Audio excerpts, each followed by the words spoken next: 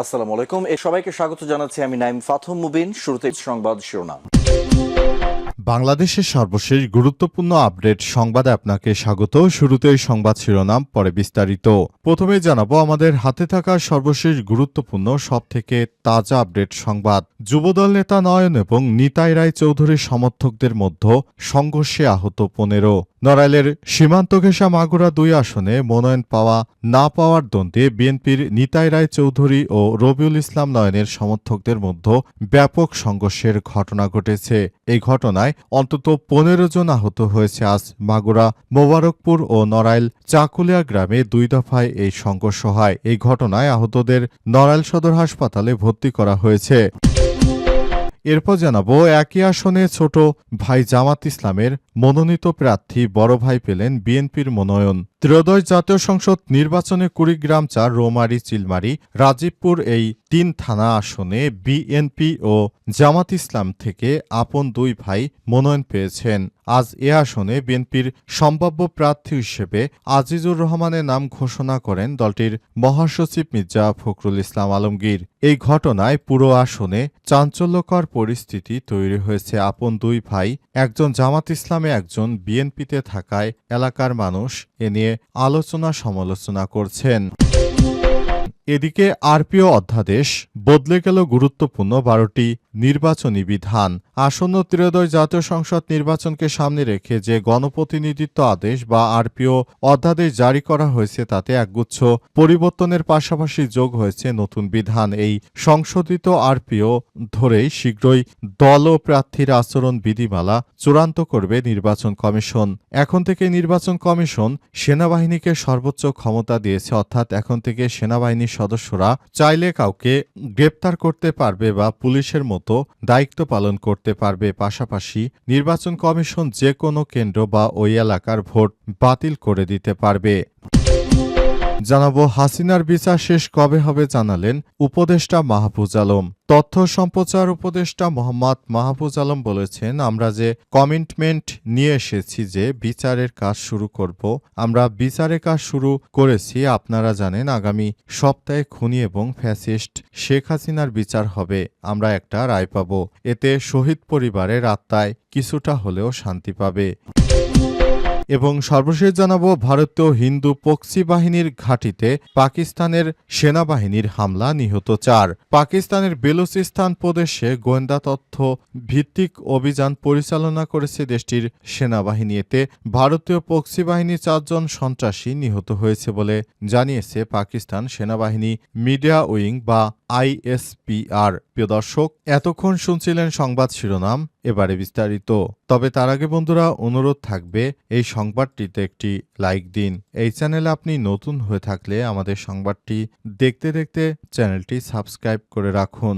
Comment করে বন্ধুরা আপনার মূল্যবান মতামত জানিয়ে দিন আপনি বিশ্বের কোন দেশ থেকে বা বাংলাদেশের কোন স্থান থেকে আমাদের সংবাদটি দেখছেন এবং শুনছেন। এবারে বিস্তারিত। যুবদল নেতা নয়ন এবং নিতাই চৌধুরীর সমর্থকদের সংঘর্ষে আহত 15। নড়াইলের সীমান্ত ঘেঁষা মাগুরা 2 আসনে মনোনয়ন পাওয়া না পাওয়ার দ্বন্দ্বে বিএনপির নিতাই রায় চৌধুরী ও রবিউল ইসলাম নয়নের সমর্থকদের মধ্যে সংঘর্ষে অন্তত 15 জন আহত হয়েছে। মঙ্গলবার মাগুরার মোবারকপুরে ও নড়াইলের চাকুলিয়া গ্রামে 2 দফায় সংঘর্ষ ঘটে। এই ঘটনায় আহতদের নড়াইল সদর হাসপাতালে ভর্তি করা হয়েছে। স্থানীয়রা জানায়, দলাদলি এলাকায় আধিপত্য বিস্তার শোনানো ইস্যুতে মাগুরার মোহাম্মদপুর উপজেলার মোবারকপুর, মশাখালীও এই 2 গ্রামে ঘেঁষা নড়াইলের লোহাগাড়া উপজেলার চাকুলিয়া গ্রামের 2 পক্ষের বিরোধ বেশ আগের। বিবাদমান পক্ষ দুটি মশাখালী গ্রামের তৌহিদুর মেম্বার মোবারকপুরের কাইজার মোল্লার বিপরীত পক্ষে মোবারকপুরের নজরুল মোল্লা, মশাখালীর আলমগীর ফকিরের নেতৃত্বে সম্প্রতি বিএনপি নিতাই রায় চৌধুরী ও রবিউল ইসলাম নয়ন ও 2 শিবিরের বিভক্ত হয়ে দ্বন্দ্বে জড়ায় অবস্থায় গতরাতে বিএনপি 237 আসনে মনোনয়ন চূড়ান্ত করলে মাগুরা 2 আসনে অ্যাডভোকেট নিতাই রায় চৌধুরী মনোনয়ন লাভ করলে 2 পক্ষের মধ্যে উত্তেজনা ছড়িয়ে পড়ে। তাদের 2 পক্ষের 3 জন আহত হয়। এর মধ্যে মঙ্গলবার সকালে উভয় পক্ষ ব্যাপক প্রস্তুতি নিয়ে ধারালো অস্ত্রশস্ত্র নিয়ে সংঘর্ষে জড়িয়ে পড়ে। এতে উভয় পক্ষের অন্তত 15 জন আহত হয়। আহতদের মধ্যে 12 জনকে উদ্ধার করে চিকিৎসা দিতে নড়াইল সদর হাসপাতালে ভর্তি করা হয়। অন্যদের স্থানীয়ভাবে চিকিৎসা দেওয়া হয়েছে। মোহাম্মদপুর থানার ভারপ্রাপ্ত কর্মকর্তা মোহাম্মদ আব্দুর রহমান সংঘর্ষের বিষয় নিশ্চিত করে বলেছেন, এলাকায় পুলিশ মোতায়েন করা হয়েছে। একই আসনে ছোট ভাই জামাতের মনোনীত বড় ভাই পেলেন বিএনপির মনোনয়ন। ত্রয়োদশ জাতীয় সংসদ নির্বাচনে কুড়িগ্রাম, রৌমারী, চিলমারী ও রাজীবপুর এই 3 থানায় বিএনপি এবং জামাত ইসলামী থেকে আপন 2 ভাই মনোনয়ন পেয়েছেন। সোমবার 3 নভেম্বর আসনে বিএনপির সম্ভাব্য প্রার্থী হিসেবে আজিজুর রহমানের নাম ঘোষণা করেছে দলটির মহাসচিব মির্জা ফখরুল ইসলাম আলমগীর। এর আগে বাংলাদেশ জামাত ইসলাম এখানে মনোনয়ন দিয়েছে তার ছোট ভাই মোস্তাফিজুর রহমান মোস্তাককে। বিষয়টি নিয়ে এলাকায় আলোচনা সৃষ্টি হয়েছে। সোমবার বিকেলে রাজধানীর গুলশানে বিএনপির চেয়ারপারসনের রাজনৈতিক কার্যালয়ে এক সংবাদ সম্মেলনে 237 আসনে প্রার্থীদের নাম ঘোষণা করেন দলের মহাসচিব মির্জা ফখরুল ইসলাম আলমগীর। 2 ভাইয়ের এই প্রতিদ্বন্দ্বিতা নিয়ে এলাকায় চাঞ্চল্যকর পরিস্থিতি সৃষ্টি হয়েছে। বিকেলে রাজধানীর গুলশানে বিএনপির চেয়ারপারসনের রাজনৈতিক কার্যালয়ে এক সংবাদ সম্মেলনে বিষয়টি নিয়ে আলোচনার সৃষ্টি করা হয়েছে। রাজনৈতিক কার্যালয়ের সংবাদ সম্মেলনে 237 আসনে প্রার্থীদের নাম ঘোষণা করেন দলের মহাসচিব মির্জা ফখরুল ইসলাম আলমগীর। 2 ভাইয়ের এই প্রতিদ্বন্দ্বিতা নিয়ে এলাকার চায়ের দোকান থেকে শুরু করে সব জায়গায় আলোচনা চলছে। কুড়িগ্রাম 4 আসনে মোট ভোটার 3,38,412 জনের মধ্যে পুরুষ ভোটার 1,68,711 জন, নারী ভোটার 1,69,692 জন এবং তৃতীয় লিঙ্গের হিজড়া ভোটার রয়েছে 9 জন। এই ভোটারদের মন জয় করতে 2 ভাইয়ের প্রতিদ্বন্দ্বিতা নতুন মাত্রা পেয়েছে। বদলে গেল গুরুত্বপূর্ণ 12টি নির্বাচনী বিধান, আরপিও অধ্যাদেশ। আসন্ন ত্রয়োদশ জাতীয় সংসদ নির্বাচনকে সামনে রেখে সোমবার যে গণপ্রতিনিধিত্ব আদেশ আরপিও অধ্যাদেশ জারি করা হয়েছে তাতে একগুচ্ছ পরিবর্তনের পাশাপাশি যোগ হয়েছে নতুন বিধানও।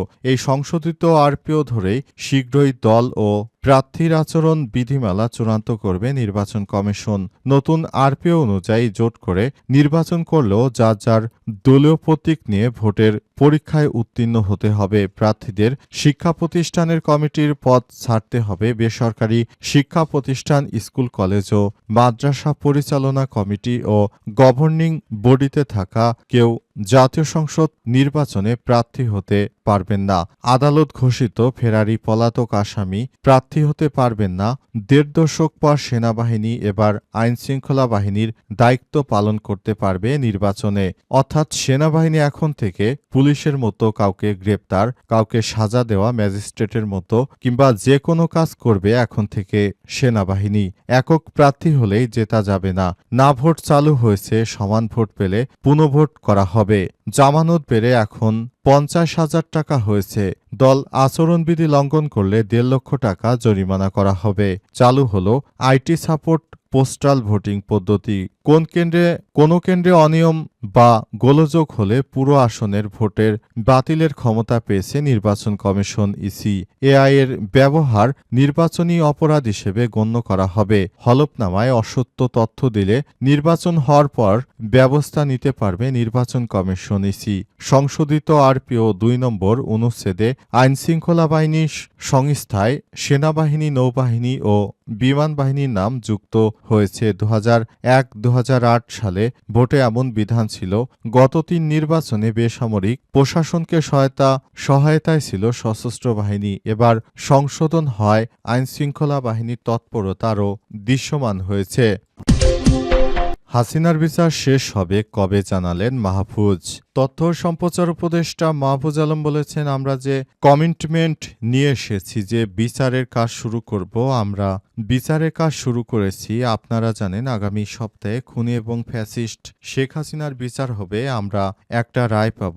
এটা আমাদের শহীদ যারা হয়েছেন তাদের পরিবারে একটা ব্যথার উপশম হবে।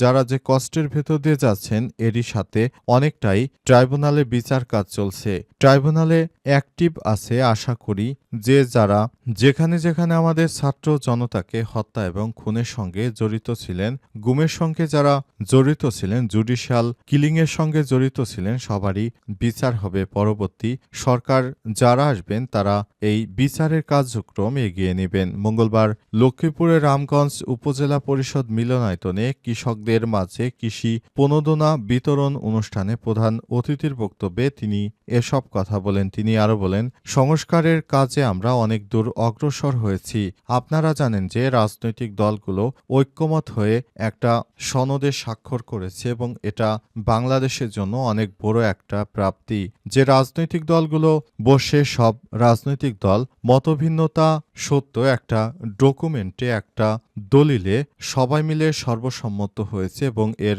ভেতর দিয়ে আসলে বাংলাদেশ একটা নতুন পর্বে রওনা হলো। আমরা শেখ হাসিনাকে খুব দ্রুততম সময়ের মধ্যে বিচারের আওতায় নিয়ে আসব বলে জানান এই উপদেষ্টা। তিনি বলেন, নির্বাচনটাকে সুষ্ঠু ও সুন্দর করার জন্য আমরা বদ্ধপরিকর। এবারের নির্বাচন হবে ইতিহাসে সবথেকে সুষ্ঠু ও সুন্দর নির্বাচন। এই নির্বাচনের মাধ্যমে আপনারা যার যার জায়গা থেকে ভোট দিয়ে আপনাদের পছন্দের প্রার্থী নির্বাচন করবেন এবং নির্বাচন শেষে আমরা সেই নির্বাচিত রাজনৈতিক সরকারের হাতে ক্ষমতা হস্তান্তর করতে চাই। আশা করি দেশের যত মানুষ রয়েছেন সবাই আমাদের সরকারকে সর্বাত্মক সহযোগিতা করবেন, যাতে করে আমরা নতুন বাংলাদেশ গড়ে তুলতে পারি এবং সে অনুযায়ী আমরা কাজ করতে পারি।